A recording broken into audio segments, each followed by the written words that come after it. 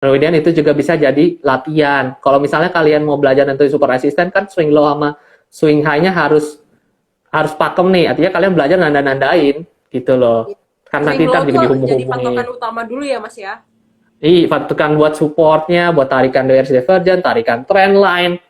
Itu kan Betul. pakai di banyak hal. Nentuin support kan artinya nentuin area stop loss juga. Nah, ini kan harus pakem. Ini jadi kasih contoh swing low-nya kenapa ditulisin. Karena supaya orang-orang paham swing low-nya yang mana. Itu kenapa kita tulisin. Karena nggak semua orang mengerti apa yang dimaksud. Supaya lebih mudah paham. Yap. Kemudian ada EMA 200 nih ya, kalau tadi ini ya, kita langsung bahas ke contoh kedua, ada ROI ini. EMA 200-nya sudah terpenuhi, ini ada hidden bullish divergence yang terjadi di kemarin itu. Kita lihat dengan swing low yang tadi. Kita swing low ini V kan, 1, 2, 3 nih, duanya udah ketembus. Yang di sini kan, kadang 2, yang V ujung, yang paling rendah. Udah nih ketembus. Itu kita tandain di sini, oh ini juga swing low, kita tarik ke sana. Terus kita lihat oscillatornya. Oscillatornya kalau swing low yang kita tandain, artinya swing yang kita ambil di mana? Yang golden cross dong. Yang terjadi golden cross di bawah, kita tarik dari bawah, ada nih terbentuk, oh dia kebalikan daripada yang atas, artinya ini divergent nih. Divergent apa? Ini hidden bullish divergent, tanda yang tadi. Bisa sampai yang mana? Bisa jadi ke swing high, kita tandain swing high-nya nih, kita kasih garis biru. Swing high itu area apa? Area terjadinya penahanan, area resisten, area di mana bisa jadi koreksi, area yang bisa jadikan target. Ternyata melebihi target pertama nih. Waduh, bisa sampai mana lagi ya kira-kira kalau udah lewat? Kita cari lagi area resisten berikutnya. Ada swing high lagi kebetulan, kita tarik ke kanan. Wah, ternyata nyampe nih ke area resisten itu, terus ada koreksi. Kayak gitu, itu bisa jadi area target. Ini salah satu cara penggunaan yang bisa dipakai. Stop loss-nya bisa pakai low dari swing low yang terbentuk di candle bullish divergence. Bisa diperhatikan seperti itu. Kalian bisa backtest tentang hal ini kok. Kalian backtest aja mungkin dari 50 atau 100 trade. Kalian tes, ternyata hasilnya di atas 50%. Wah, itu kan lumayan kan? Bagus nih artinya nih. Kalau bisa rasionya nanti juga bagus, siapa tahu itu bahkan jadi lebih baik lagi. Kayak gitu. Oke. Jadi kalian bisa tes-tes dari beberapa saham pilihan kalian atau saham incaran kalian untuk bisa menemukan dari pola-pola tersebut gitu ya Mas ya. Iya, di tes historisnya juga oke kok. Apakah dia selama historis terbentuk divergence ini benar-benar mengatakan bahwa kebentuk divergence artinya berapa kali mungkin misal dari 10 50 sampel 36 sampel mengatakan pembentukan hidden bullish divergence artinya mengalami penguatan. Mungkin bisa sampai rasio 1:2. Siapa tahu begitu. Artinya kamu menemukan sebuah strategi yang menarik di market dan work. Jangan-jangan No. kayak gitu. Jadi Ini memang bisa harus jadi kita harus harus trial and dites. error dulu ya. Iya, Oke. Oke. Mas, ini ada yang seru banget nih Mas terkait dengan pembahasan boleh, kita boleh, boleh. sebelumnya. Ada dari Bapak Siladamo underscore Mulyono, Hmm. RSI yang berapa nih yang angkanya yang sering dipakai gitu? RSI biasa orang biasa nggak pernah ganti-gantikan angkanya sih, biasa default aja. Biasa RSI kalau dipakai. Kalian tuh sebenarnya mau otak-atik boleh, nggak pun juga nggak masalah. Kalau misalnya kalian ngerasa kurang smooth, kalian otak-atik juga nggak masalah. Tapi kalian coba dulu aja dengan yang default. Kalian coba dengan yang default. Misal kalian lebih suka RSI. Kalian lihat RSI untuk effort bar oversold lebih oke lah dibanding stokastik. Misalnya kayak gitu ya, anggapannya kayak gitu. Anggapan asumsi lah begitu. Kalian coba pakai RSI juga nggak masalah. Itu kalau RSI kan cuma nggak ada crossingnya kan. Itu cuma garis doang. Jadi kan kayak ada lengkungan-lengkungannya itu kalian tarik garis bentuk ke apakah bentuk divergent, bisa ada lengkungan-lengkungan yang terjadi. Itu pakai default nggak masalah. Itu kalian tes aja. Kalau ternyata lebih bagus daripada contoh yang disampaikan, ternyata lebih sering nemu, terus indikasi trennya lebih kuat. Kalian serahkan pakai RSI. Tidak ada kayak katakan harus pakai stokastik, nggak ada. Mau pakai MACD juga boleh, nggak masalah. Oke. Kalau kayak gitu, Oke, jadi nggak ada patokan khusus harus pakai yang mana ya, gitu. nggak Tapi ada. boleh dicoba dulu pakai yang default, gitu. Iya. Ini Mas, ada satu lagi yang menarik. Pertanyaan dari Sky Freeze. Apakah pemakaian pola divergence ini bisa digabungkan dengan Fibonacci? Bisa. Kenapa nggak bisa? Kan Oh, kalau oke. divergence kan Jelas. kayak pertanyaan bahkan kenapa tidak bisa? Jelas bisa digabungkan. Metode-metode trading itu kalau kita mau bikin namanya trading plan itu kan selalu bisa digabung-gabungkan. Misalnya kalian mau gabungin Fibonacci kayak tadi di sini, mau gabungin stokastik sama pakai stokastik sama MACD digabungin golden cross, apakah hasilnya bagus? Boleh nggak kalian begitu? Boleh. Kayak ini juga kasusnya sama. Apakah kita boleh menggabungkan antara pola divergent digabungkan dengan Fibonacci sebagai alat bantu Fibonacci untuk menentukan area target? boleh dengan penarikan B ke C. Kalau kita kan pernah bahas ya, cara narik target kan dari titik B ke titik C atau dari titik kontraksi dari pola bullish-nya. Itu boleh dilakukan. Nggak ada gimana? Nggak boleh, nggak ada kayak gitu. Karena kalau kalian melakukan namanya trade, ini masing-masing trader punya art masing-masing. Kalian mau pakai cara art seperti apa? Apabila itu ternyata terbukti di market dan itu menggunakan rules yang tepat, nggak masalah. Kalian ketika mau coba buat ada bullish divergence, terus kalian bingung nentuin targetnya, mau pakai Fibonacci untuk nentuin targetnya, boleh. Tarik aja dari B ke C, siapa tahu di 1618 dia bisa kena. Bisa kayak gitu. Nggak ada kayak, kamu harus begini, kamu harus begitu. Enggak. Ini yang penting daripada seorang trader apa? Analisanya mungkin akurat, terukur, entry stop loss targetnya dan sebagainya, win rate-nya sudah tahu, datanya sudah pegang, nggak masalah. Kalian mau pakai kombinasi 3 biji, kombinasi 4 biji, kombinasi 2 biji, 1 biji doang, nggak masalah, terserah. Oke, yang penting artnya sudah tahu nih, sudah ketahuan, dan pola-polanya bagus dan udah terbukti gitu di market, udah bisa dibuktikan dengan pola-pola yang kalian gunakan itu. Gitu. Oke, teman-teman semuanya, mungkin ada yang kelewat nih Mas pembahasan kita di awal. Jadi untuk Kak Skyfreeze bisa dicontohin langsung di sahamnya, Kak. Boleh dicontohin nggak nih Mas sebelum masuk ke pembahasan kita selanjutnya? Sebentar ya, buka laptop lagi. Contoh lagi ya, lalu kita masuk ke pembahasan selanjutnya, teman-teman semuanya. Iya, bentar. Sebentar, wait. Laptopnya ketutup. Oke. Kita mau bahas yang mana tadi? Mau ulang dari divergence yang lanjutin atau yang langsung dari hidden? Enaknya gimana nih? Langsung dari hidden aja ya. Oh, dari hidden boleh. Kalau yang dari hidden, cara penggunaannya kayak gini nih. Ini contoh kita pakai saham BBRI. Namanya apa nih? Hidden bearish divergence, seperti yang digambar. Caranya gimana? Caranya yang pertama nih, ada kursor juga, mungkin bisa bantu ya, bentar. Ini kursor. Oke, ini kalian perhatikan, kalian kalau udah biasa tarik swing high ya, swing high ini bentuk V terbalik nih, V terbalik kan jelas, V terbalik, ini V terbalik kan. Ini kalian tarik dengan kondisi di mana kalian harus udah tentuin ini dia bearish dulu. Karena kalau kita bilang bearish divergence, artinya kita mengharapkan atau mengindikasikan lah bahwa ada peluang kelanjutan daripada penurunan yang terjadi. Nah, ketika ini kita lakukan, kita ketemu nih ke kanan ke bawah. Divergence artinya kan kebalikan. Kalau ini yang di atas ke bawah, artinya di bawah kita harapkan ke atas dong, kan kebalikan. Nah, iya, dari dead cross-nya ini kita hubungin. Terus ketika kita hubungin, kita dapat ternyata pemenuhan daripada kriteria bearish divergence. Penggunaannya gimana? Artinya kalau ini ada peluang turun kan, udah konfirmasi nih bearish divergence. Ini tiba-tiba kita tandain pertama swing low sini. Swing low-nya ternyata tertembus. Swing low ini kita udah tandain dengan garis warna biru. Ketembus, ini ternyata.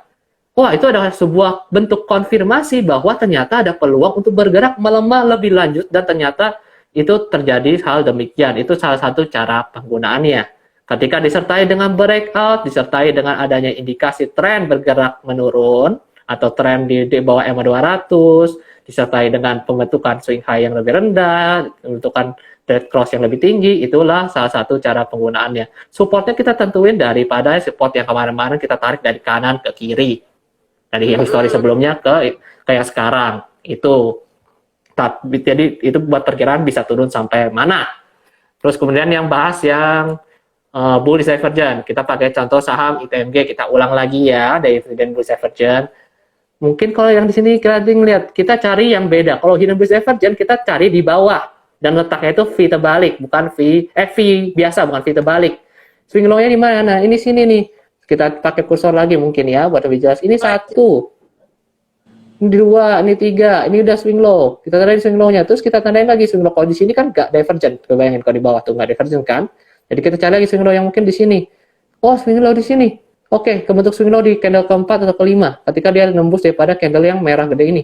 Oke, kita tandain ke kanan, kita tarik garis dari kiri ke kanan, set kita tarik. Karena ini divergent, kayak tadi kita bilang, cari yang beda dong. Kalau dia ke atas, ini ke bawah. Ini ke bawah nih, ternyata arahnya ke bawah. Kita tarik dari golden cross-nya, bedanya. Golden cross kita tarik ke bawah. Oh, ini pemenuhan divergent. Tentuin resistennya. Resisten untuk area target. Dari swing high-nya, kita tarik ke kanan. Set. Mungkin dari kiri kalau misalnya ada historis, kita tarik ke kanan sebagai area target. Atau di sini juga swing high, V terbalik. kita tentukan jadi area target. Itulah yang kita gunakan sebagai area targetnya. Konfirmasi dia mungkin udah valid gimana ketika yang di sini udah terbentuk swing low valid sama di sini udah golden cross. Itu kayak gitu. Iya, itu entry-nya bisa jadi dipertimbangkan menggunakan valid swing low, teori valid swing low kayak gitu. Karena kalau ada valid swing low biasanya ada kenaikan kan kayak gitu.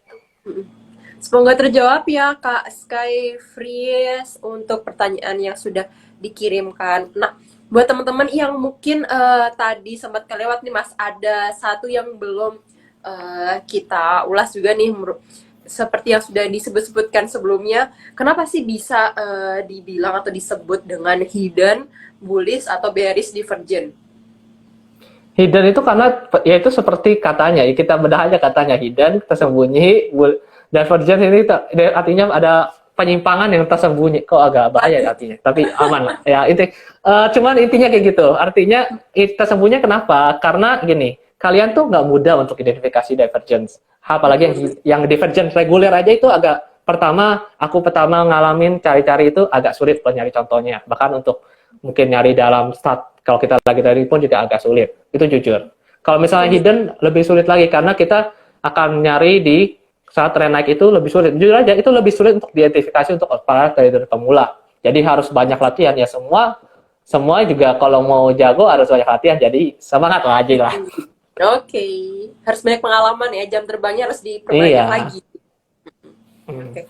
Nah, Mas, karena waktunya sangat terbatas nih untuk perjumpaan kita di sore hari ini, bolehlah sedikit kasih tips buat teman-teman trader untuk bisa memanfaatkan peluang dari pola-pola divergence ini untuk bisa mendapatkan cuan tipis-tipis. Gimana nih, Mas? Kalau pertama kan tadi ini mungkin ada pertanyaan yang bahkan mungkin kita jawab dulu karena mungkin ada yang belum paham. Golden cross itu terjadi ketika adanya penyilangan. Ya penyilangan kalau misalnya kita pakai stokastik, penyilangan antara key line sama D line-nya. Penyilangan yang terjadi itu kalau kita lihat pakai contoh itu kayak di sini nih contoh kita balik bentar. Maksudnya golden cross tuh sini, bentar ya gambar masih agak buram kameranya. Ya biasalah ya, masih handphone agak lama mungkin. Nah ini kan dilihat nih ya, ini salah satu ini adalah yang biru key line, misalnya ini yang kuning D line. Ketika dia crossing, ini kan ada crossing nih artinya ada menyilang ini ngelewatin daripada garis kuning, biru nggak ngelewatin garis kuning, artinya itu golden cross. Biasanya terjadi di area-area bawah nih, area-area di bawah 20 yang biasa orang bilang sebut area apa nih? Area oversold area jenuh jual, artinya ada kemungkinan mungkin orang udah capek jual bergerak naik kalau kebentuk kayak gitu. Itu yang golden cross ya Mas. Itulah saya jawab pertanyaan itu ya. Nah, seperti yang sudah kita bahas dari awal sampai akhir nih Mas, karena waktunya juga sangat terbatas, boleh deh Mas simpulkan dan kita kasih tips buat trader-trader Sobat Philip semuanya untuk tips mendapatkan peluang, memanfaatkan peluang dari adanya pola divergence ini untuk bisa mendapatkan cuan tipis-tipis. Apa aja nih Mas tipsnya? Cuan gak tipis juga boleh kok sebenarnya. Kalau misalnya kita bicara tentang cara prakteknya, pertama adalah kayak tadi kita bilang kita identifikasi trennya dulu. Paling gampang itu kita identifikasi trennya dulu, bukan identifikasi swing high, swing low-nya dulu. Kita identifikasi trennya dulu. Filter trennya paling gampang menurut saya bisa menggunakan MA atau exponential moving average atau WMA, itu tergantung daripada masing-masing trader. Kalau ngelihat lebih bagus, lebih sering mantul menggunakan MA, silakan pakai MA. Kalau mau pakai WMA, silakan pakai WMA. Kalau mau pakai SMA juga nggak masalah. Itu cuma beda kalau bisa bahasa itu lebih sensitif. Nah, kalau masalah ininya, kalau setelah kita nentuin nih trennya bearish. Kalau kita lihat udah trennya bearish, kita mau cari artinya kan adanya bullish divergence kan. Kita kan mau cari area naik kan. Artinya kan kita lebih fokus cari bullish divergence dong.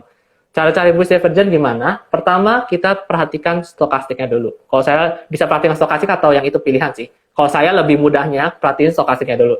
Ada nggak sih stokastik yang ngarahnya bentuknya kalau itu kan ke atas ya, ke atas kayak gini ya. Stokastik dari golden cross kita hubungin ke golden cross bentuknya kayak gini. Ada nggak sih? Cari tarik. Terus kemudian lihat ke atas. Lihat ke chartnya. Lihat chartnya nih. Oh, chartnya kalau kita lihat ternyata ada nggak nih swing low yang kita tandain? Udah kita tandain swing low, swing low, swing low, swing low. Oh, chartnya ada yang begini nih. Oh, baru nemu satu ada yang begini. Oh, artinya ada peluang nih.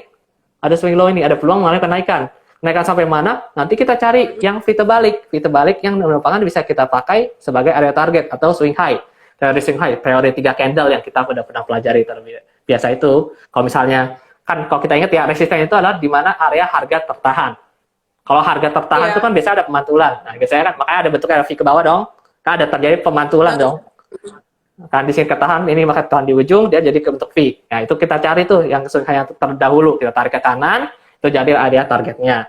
Entry-nya biasanya orang bisa bagaimana? Pertanyaannya kan biasa begitu.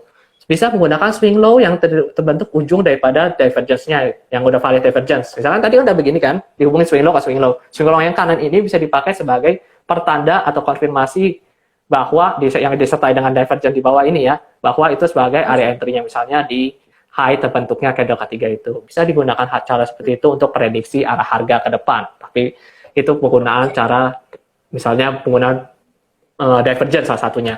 Kalau hidden bullish divergence juga sama cara penggunaannya, cuma bedanya satu ini satu ke bawah, itu tanda carinya trend bullish. Kalau yang tadi kan carinya trend bearish. Kita bicara yang naik-naik aja ya. Itu bedanya, dia bergerak gimana cara filternya, pakai EMA 200. Karena ada EMA 200, kita carilah nanti setelah yang EMA 200, yang gimana nih di golden cross ini, ada nggak yang ngebentuknya ke bawah? Kalau tadi kan yang bentuk ke atas, ini bentuknya ke bawah. Ada nggak? Kalau ada, ya udah kita tandain satu-satu nih. Kalau belum ngerti kan pasti biasa kita tandain dulu nih supaya biasa ngeliatinnya sampai kita hafal baca polanya. Terus kemudian kita tandain juga swing low, swing high-nya. Tandain, kita coba hubungin satu-satu tuh sampai bentukkah hidden bullish divergence-nya. Kalau terbentuk artinya ada peluang kenaikan. Sama kayak tadi di ujung ini di low-nya itu bisa dijadikan area, kan swing low itu kan bisa dijadikan area support. Area di support apa definisinya? Adalah area di mana harga tertahan dan biasanya ada kemungkinan terjadinya pemantulan, kayak gitu kan. Makanya terbentuknya V, gitu dong. Area harga dia tertahan dan adanya pemantulan, itu kan. Itu jadi supportnya bisa pakai di ujung low-nya mungkin sebagai area stop loss yang bisa dipertimbangkan, kayak gitu. Kemudian kalau targetnya kayak tadi sama, pakai swing high historis terakhir, ditarik ke kanan. Mungkin kalau mau ukur risk reward-nya itu nanti diukur lah berdasarkan trading plan masing-masing yang enak bagaimana. Itu nanti nggak perlu ditentukan stop. Tapi terakhir jangan lupa, kalau kalian mau coba juga jangan lupa harus ada entry, stop loss, target sama data. Data bagaimana, apakah di saham itu udah oke, gitu. Oke, mantap banget nih tipsnya dari Mas Joshua, dan tentunya ini disclaimer on ya teman-teman semuanya.